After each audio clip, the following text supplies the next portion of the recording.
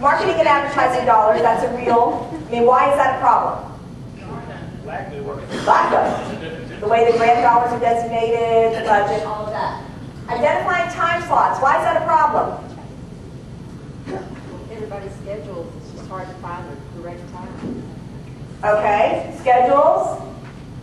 What else? Part of it's our hours of operation. All right, good. One of my favorite books, I'm a resource junkie, so I'll keep throwing things out there all day. Don Taylor, Up Against the Walmarts. Anybody read it? I had to read it for one of my classes. It honestly sat on my shelf for 6 months because I didn't want to read it because I was tired of hearing about the Walmarts. I opened it up on a plane ride to Baltimore and never put it down for 3 hours. Because in there, it's the same thing with our centers as it is with our small business owners. He was at a conference and the small business owners were bemoaning the fact that Walmart's putting them out of business. Is that true? What do you think?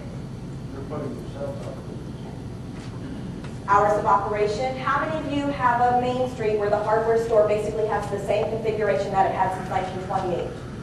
Their hours of operation are from 10 to 3-ish with an hour off for lunch. I mean, basically those things. And a lot of that happens at our centers too because everyone's schedules are so busy. Perhaps our hours of operation aren't going to work the way they've always worked. I was in a training for trainers recently and I was talking to one of my mentors and I said, Steve, I'm finding that the things that I've always done aren't working anymore. He said, well, you're probably not going to be able to do things when you've always done them. That has just stuck with me. Because if we're going to do what Brad said, relevant topics, keeping up, a lot of it's going to have to be that we're going to have to make changes. Does that make sense? Okay, quality personnel. Why is that a problem? Because of the low salaries we offer.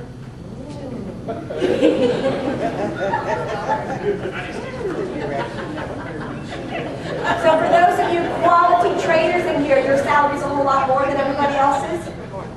No, not in all cases.